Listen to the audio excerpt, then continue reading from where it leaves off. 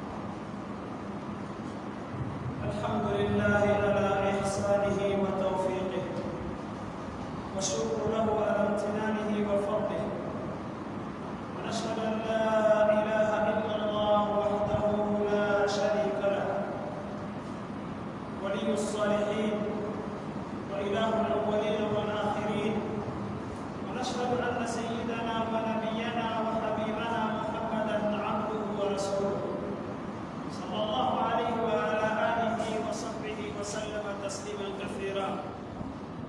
أما بعد، عباد الله، اتقوا الله حق التقوى وراقبوه في السر والنجوى. يقول الحبيب المصطفى صلى الله عليه وسلم في حديث عبد الله بن مسعود، يقول: أخبرنا رسول الله صلى الله عليه وسلم وهو الصادق المصدوق أن أحدكم يجمع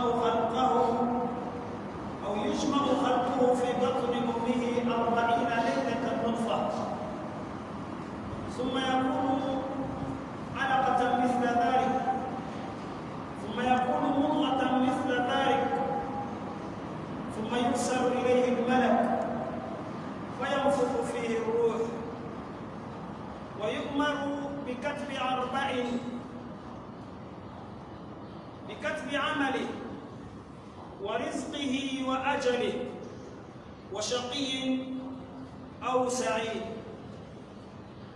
فوالله الذي لا إله غيره إن أحدكم ليعمل بأمل أهل الجنة حتى ما يكون بينه وبينها إلا ذراع،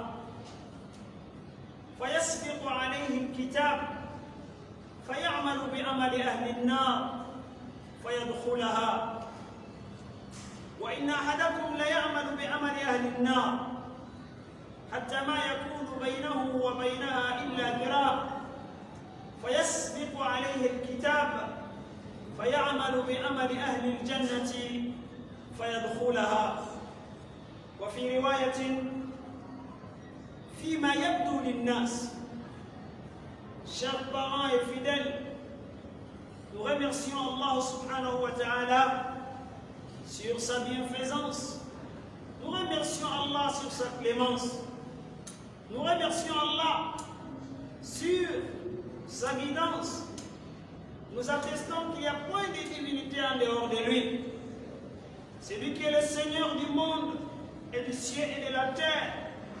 Nous attestons qu'il n'y a point de divinité en dehors de ce Seigneur et que le messager, le prophète Muhammad sallallahu alayhi wa sallam, c'est son sincère serviteur qui lui est envoyé pour orienter l'humanité envers le droit chemin. Chers parents, craignons Allah subhanahu wa ta'ala dans nos visibles et dans nos invisibilités, dans nos apparences, tout comme dans nos cachets. La crainte d'Allah a été la recommandation de notre Seigneur pour toutes ses créatures. Chers fidèles, aujourd'hui nous allons nous promener, nous allons échanger, nous allons méditer sur un grand hadith du prophète Muhammad sallallahu alayhi wa sallam. Un hadith de référence, un hadith aussi qui fait beaucoup peur à notre état, à la vie de l'homme. Ce hadith a été rapporté par Abdullah ibn Mas'ud. Mais avant qu'il ne entre dans ce hadith, et il nous dit, le prophète nous a informé, paix et salut soit sur lui, c'est lui qui est le véridique absolu. C'est celui aussi, lorsqu'il dit quelque chose de tous les temps, de toute la vie de ce bas monde, et il serait cru, et les gens lui croiront dans tout ce qu'il a dit. Mais ce hadith, le prophète sallallahu alayhi wa sallam, il a parlé de façon, de manière que tout être humain, il se retrouvait dans ce bas monde. Il a parlé aussi de leur parcours, de toute leur vie. Il a parlé que rien n'est dans leurs mains, tout est dans la main d'Allah subhanahu wa ta'ala. Tout comme nous comprenons dans ce hadith, et il a aussi donné les indications que nous devons suivre pour sortir du malheur, pour avoir le bonheur. Ce hadith nous parle depuis la création, depuis notre rassemblement à tous, et jusqu'à la fin. Il va même au-delà de ceci. Il va parler de l'éternité après cette vie, dans le paradis, aux cieux là-bas, et tout ce qui sera fait dans l'éternité, dans une vie illimitée. Alors, au commencement de ce hadith, il y a chacun de vous, le rassemblement que Allah a décidé, que lui il vient dans ce bas monde, il passera par plusieurs étapes. Première étape, dès qu'il y a une union, contact entre deux sexes opposés, hommes et femmes, c'est l'étude que tout le monde ont été formés à la base. Il a dit, une fois cette union aura lieu par le pouvoir d'Allah subhanahu wa ta'ala, il va rester en cet état 40 nuits, sans changer. Pendant ces 40 nuits, Allah est le seul qui était l'observateur, qui était le parfait connaisseur. 40 nuits, il ne change pas. Cela concerne tout être humain. Après la première 40 nuits, il va se transformer en sang pur, ou bien en sang coagulé. Pendant aussi 40 jours dans cet état. Après la troisième 40 nuits, il va se transformer en un petit bout de chair de viande. 40 nuits aussi dans cet état. Un petit bout de chair de viande. Et après, Allah envoyera un ange, lui qui est chargé uniquement pour souffler les âmes, dans tout être humain, dans tout vivant.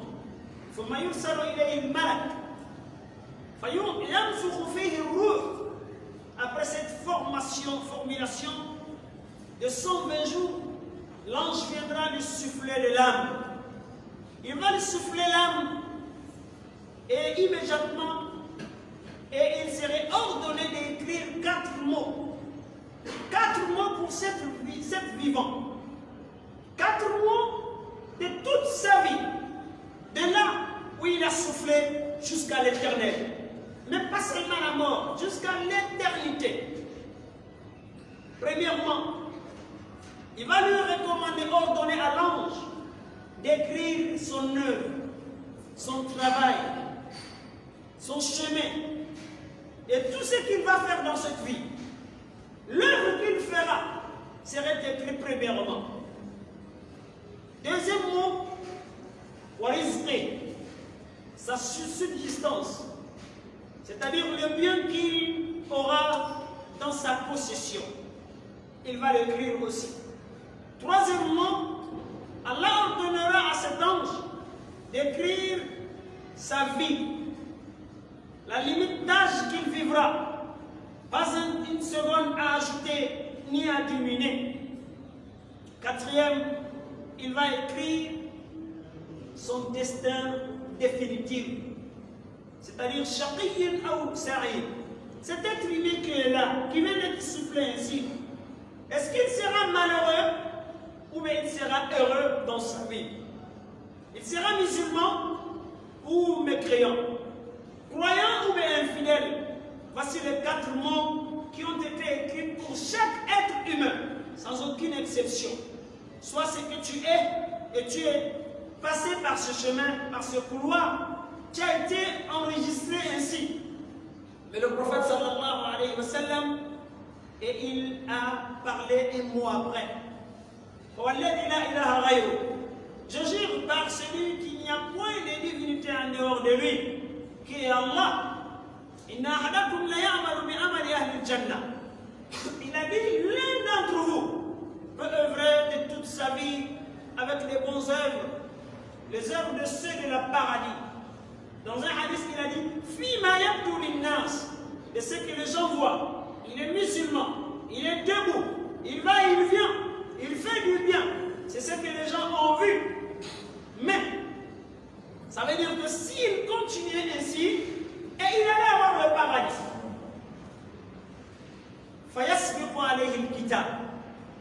Mais le destin général, définitif, qui a été écrit, le jour où il a été soufflé de l'âme, cela a précédé ces œuvres qu'il est en train de faire formidablement.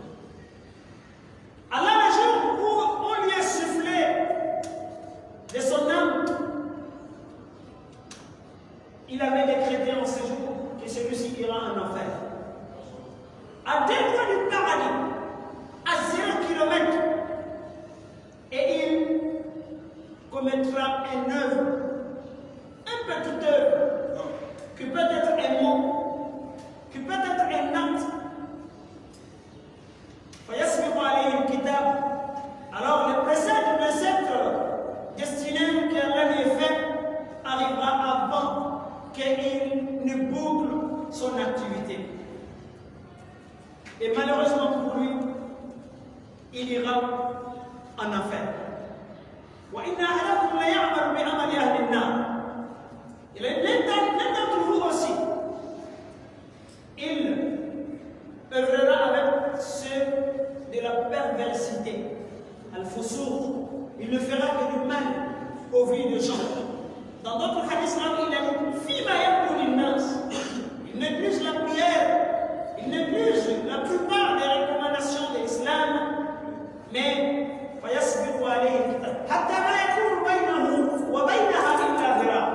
jusqu'à ce qu'il restera de lui pour entrer dans l'enfer un coudier, autour 50 cm. Mais il va commettre un acte. Il va faire un petit acte. Et de ceux du paradis, de ceux de la bonté, et il ira au paradis. Le jour où les compagnons ont compris cette partie de ces hadiths, wallahi, tout le monde était paniqué. Jusqu'à ce qu'ils ont posé une question au prophète sallallahu alayhi wa sallam. قالوا يا رسول الله ففيما العمل. Alors si c'est le cas, que chacun de nous ici présent, son paradis et son enfer est déjà décrété définitivement. Mais pourquoi nous travaillons?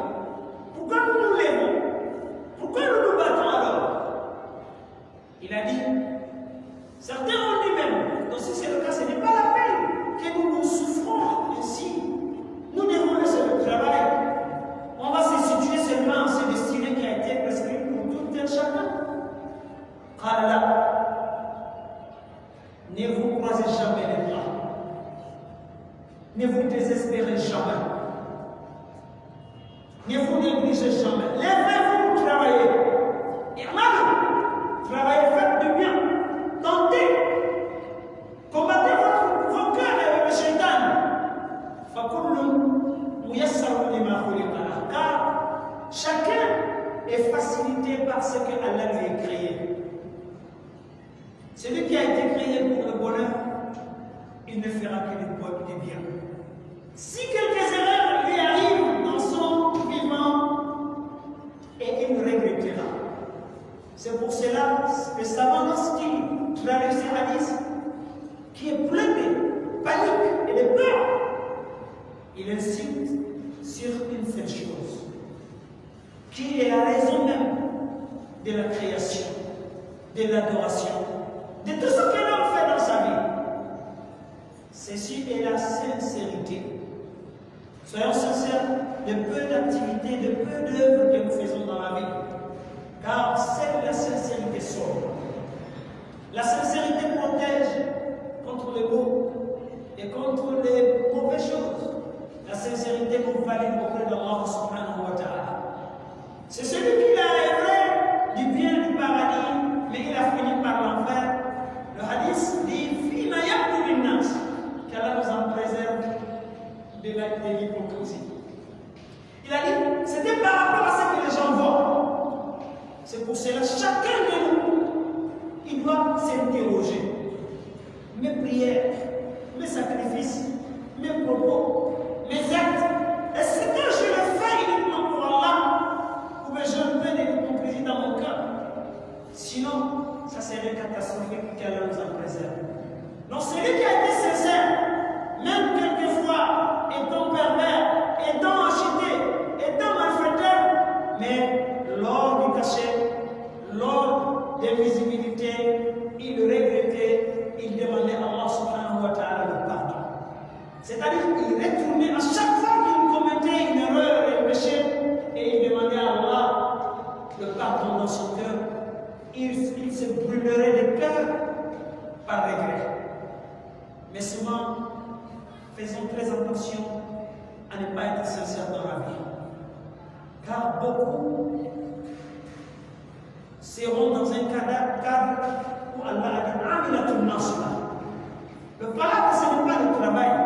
Beaucoup en ont fait. Nous avons beaucoup fait, qu'Allah nous accepte. Mais le problème, c'est la sincérité.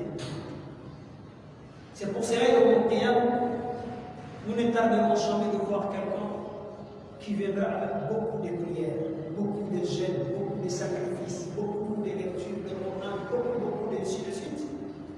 Mais cela ne va rien servir à lui. C'est pour cela qu'il a dit Fima yaqulu min-nas. Quoi que les gens disent, quoi que les gens voient, ayons la sincérité dans nos cœurs.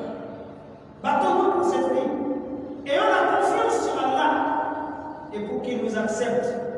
Car la sunna du prophète Muhammad sallallahu alayhi wa sallam nous a enregistré énormément beaucoup de personnes qui ont œuvré toute leur vie, mais à 0 mètre de leur destination espérée, et ils se sont retrouvés dans le mauvais côté qu'Allah nous a préservé. Tout comme nous avons enregistré beaucoup de cas qui ont tellement mal fait, qui ont tellement dérangé l'humanité, qui ont tellement fait de mauvaises choses, mais la destinée générale qui a été écrite pour lui, qu'il sera heureux, et à la fin de leur vie, ils se sont repentis envers Allah subhanahu wa ta'ala avec moindre d'activité.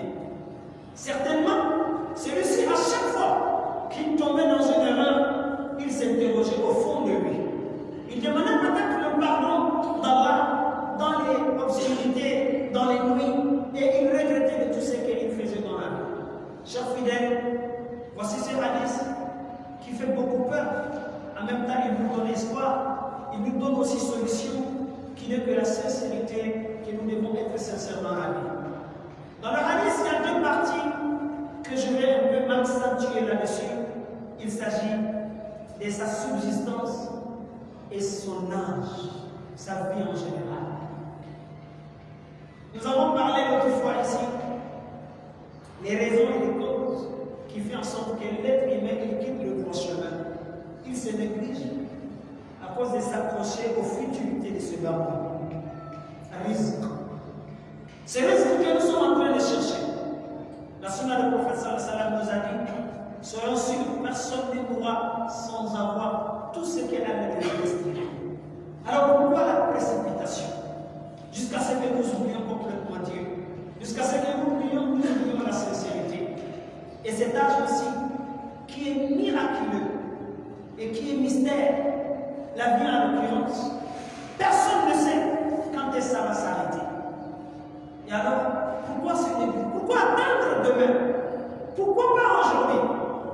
Alors, l'un des sages, un jour, ils lui ont interrogé, tellement les gens sont encouragés à chercher de l'argent, des biens, la subsistance, et que tellement la mort aussi, de mettre fin à leur vie, les ravages pour tes jours, ils ont dit, souffle-là, il faut nous expliquer ceci. On ne comprend pas. Pendant qu'il est en pleine forme, pendant qu'il a l'air du bien, pendant qu'il a des milliers de projets, c'est en ce moment la mort lui est prise par oubli.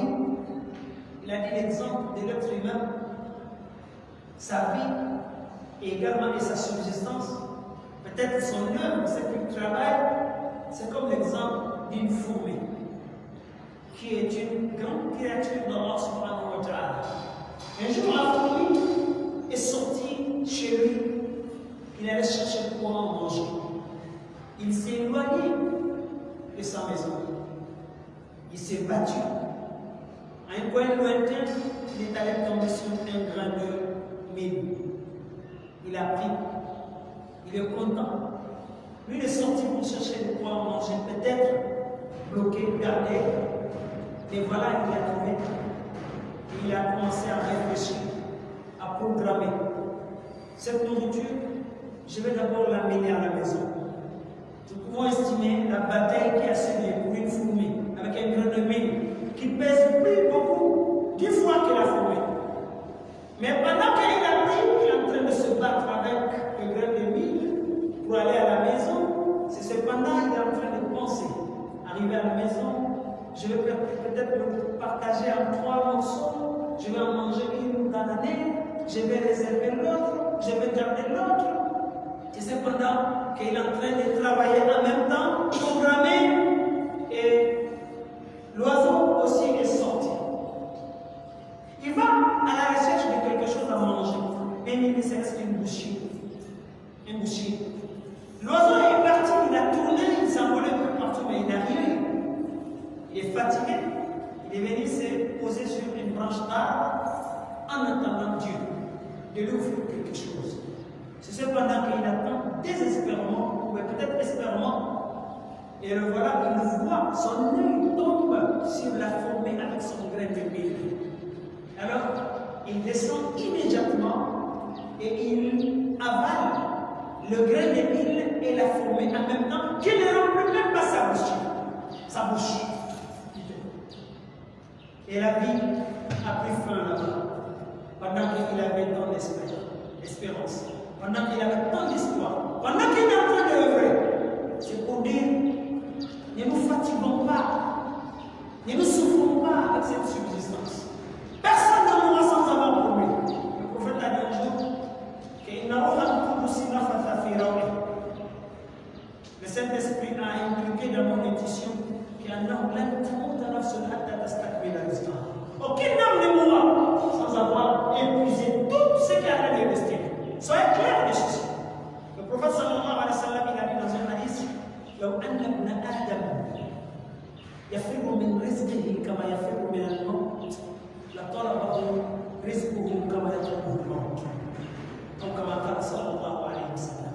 Et dans cette bataille, dans cette angoisse ou autre, si l'être humain avait fui à sa subsistance, c'est-à-dire ce qu'il gagnera demain ou après-demain jusqu'à sa mort. S'il fuit à cela, il ne veut pas l'avoir.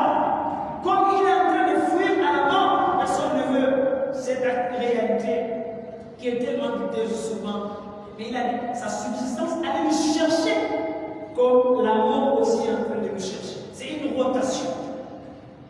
Donc, pour nous dire, soyons sûrs que personne, si c'est ce courage et c'est cette œuvre, c'est ce combat, c'est cette concurrence négative qui nous pousse à oublier la raison de notre existence, faisons très attention, évitez le pire. Et personne ne pourra sans avoir tout ce qu'Allah lui est destiné. Alors que le courage et l'effort et l'ambition ne poussent personne pour chercher la subsistance d'une manière qui te plaît à Allah. D'une manière qui Allah ne va jamais valider ceci. Tout ce qui est auprès d'Allah, tout ce qui est dans la main d'Allah, on ne pourra avoir qu'à travers son adoration. Prions Dieu que nous soyons sincères. Mais ces hadiths, nous devons le présenter chaque jour. C'est pour cela certains savants, certains muhaddithins, lorsqu'ils traduisaient ces hadiths, Allah, ils partaient s'asseoir pour attraper son bras, pour pleurer de nuit et de jour, en disant, suite à cette façon de dire, comment quelqu'un va avoir toute sa vie, mais il ne va pas rentrer dans le paradis. Tout comme quelqu'un va faire que du mal, mais il se retrouve dans l'enfer.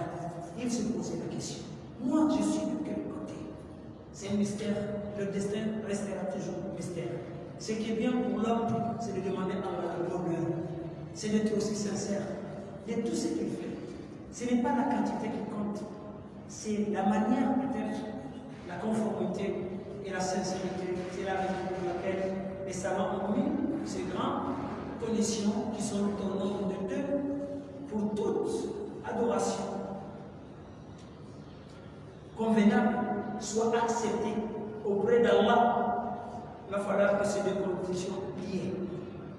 Premièrement, la sincérité qui va te protéger ici, qui va te protéger ta famille, qui va te protéger tout ce que tu vas laisser, qui va te garantir aussi ton demain.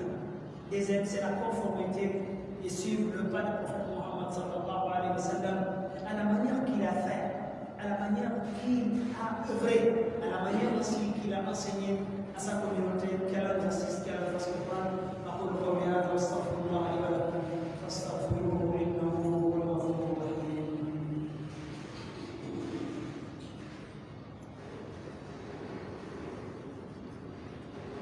الحمد لله رب العالمين والصلاة والسلام على أشرف الأنبياء والمرسلين.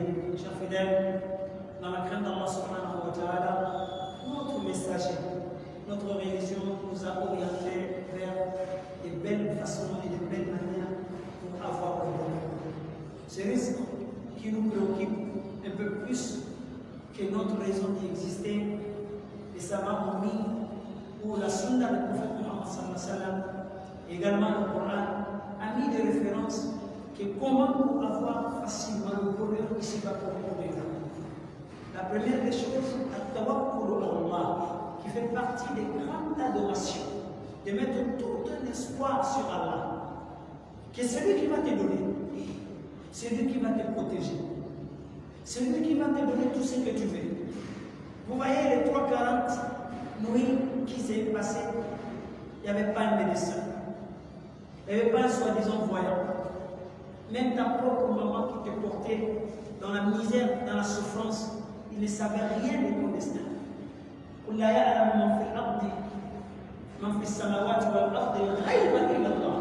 Ce destin qui est tout le temps mystère, personne ne pourra le dévoiler.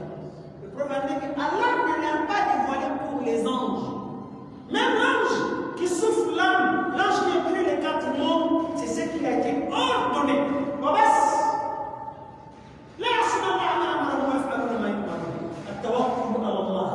Personne ne peut espérer Allah.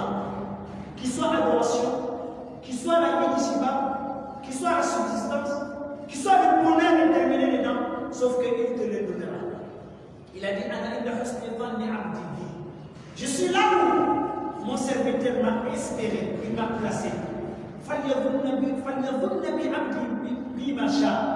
Alors, chacun est libre des pensées de ce qu'Allah est capable pour lui offrir.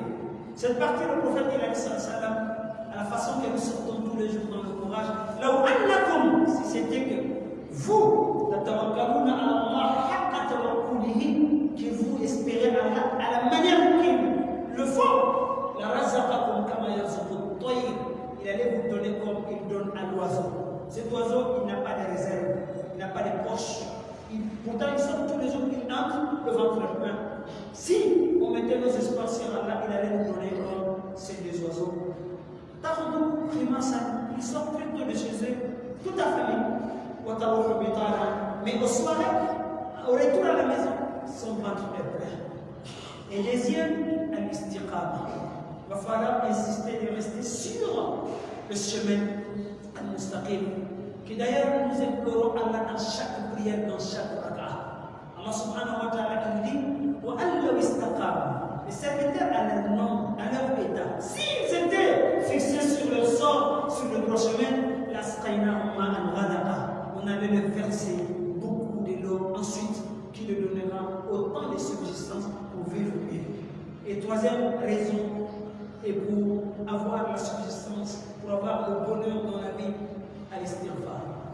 Demandons à Allah de nous pardonner nos péchés. Souvent, ce sont le malheur du péché qui fait en sorte qu'on souffre, on ne trouve rien. Même si on avait fait beaucoup d'erreurs, demandons seulement à Allah le pardon. Cela n'est pas une invention. Nous, alayhi salam, 950 années de rébellion de sa communauté. Alors, pour lui donner le bonheur, pour lui tracer le bon chemin, il a dit فَقُلْتُ اسْتَغْفِرُوا رَبَّكُمْ. Quel que soit le péché, il va vous le pardonner. Toi, prends seulement l'engagement et la sincérité. Allah, quel que soit ce que tu as à faire, il va te pardonner. S'il te pardonne, يرسل السماء عليكم مدرارا ويمددكم بأموال وبنين ويجعل لكم جنات ويجعل لكم أنهارا ما لكم لا ترجون لله وقارا. Quatrième raison pour en finir, silatul arham. Allah nous a créés dans un système, personne ne pourra vivre seul. Que tu veux ou pas, tu viens dans les mains, tu iras dans les mains, tu ne pourras rien faire seul. Et si, de ton vivant, tu subiras. Personne n'aura la tranquillité dans ces moments. C'est une maison de misère. Mais cependant que nous travaillons, nous sortons nous entre eux. Nous sommes éprouvés par nos proches, par nos frères et par nos parents. Ne les reprochons jamais. Soyons soudés toujours avec nos parents, surtout nos parents. Allah il a dit Silatul arham, lorsqu'on le dit, c'est quelque chose qui est attaché directement à Allah. Faisons très attention de ne pas le rompre. Certainement, endurons, patientons, supportons. Le prophète sallallahu il a dit, laisse avoir sur le but du café. Celui qui lit ses liens par la terre, ce n'est pas celui qui rend le coup. Ton frère t'a salué, tu le salues. Ton frère t'a donné, tu lui as aussi rendu le coup, tu lui as donné. Non, ce n'est pas ce wasi.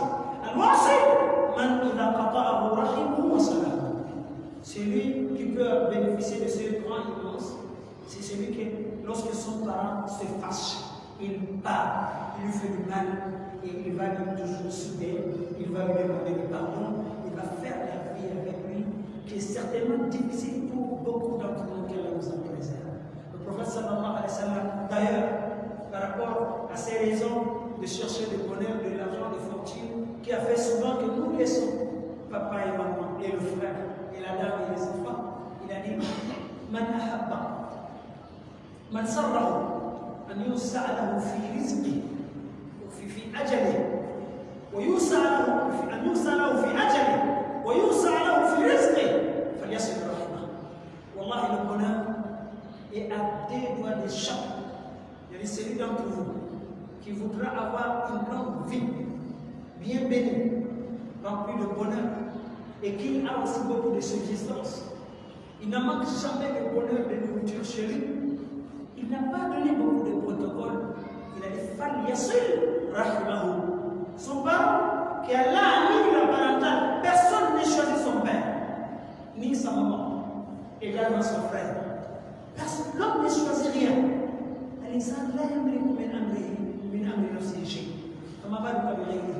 Donc, c'est le choix d'Allah, la famille, c'est le choix d'Allah, le destin.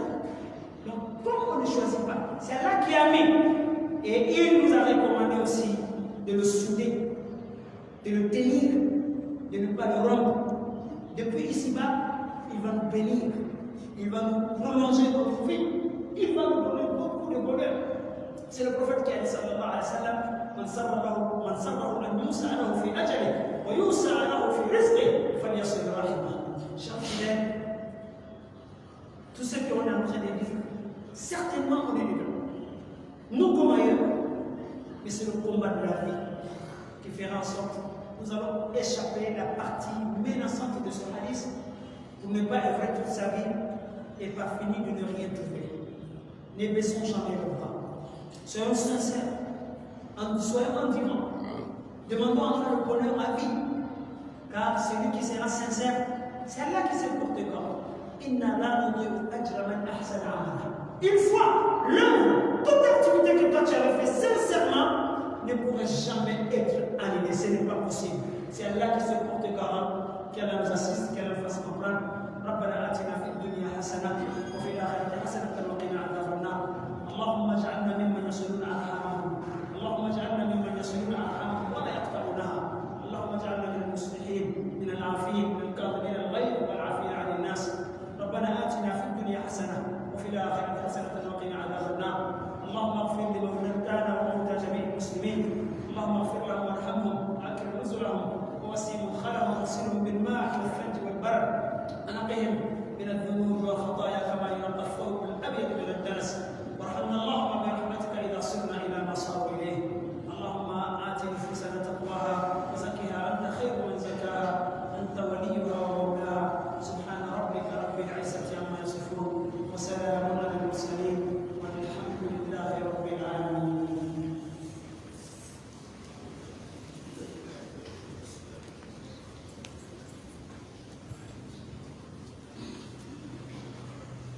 الله أكبر الله أكبر أشهد أن لا إله إلا الله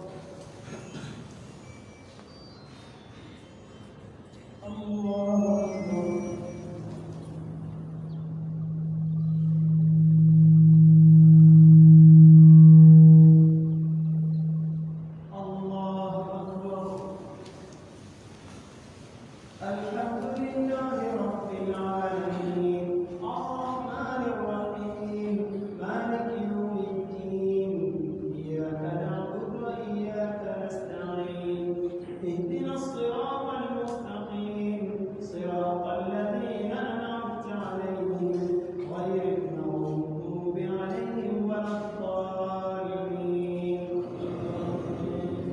وسارعوا إلى مغفرة من ربكم وجنة عرضها السماوات والأرض أعدت للمتقين الذين ينفقون في السراء والضراء والكاظمين الغيظ والعافين عن الناس والله يحب المحسنين والذين إذا فعلوا فاحشة أو ظلموا أنفسهم ذكروا الله فاستغفروا لذنوبهم ومن يغفر الذنوب إلا الله ولم يصروا على ما فعلوا وهم يعلمون الله أكبر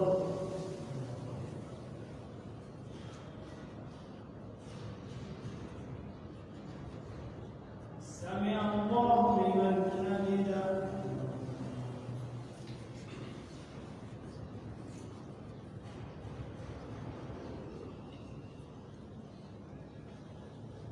الله أكبر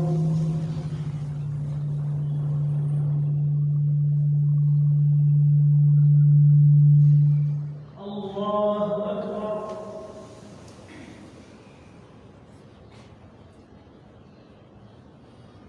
الله أكبر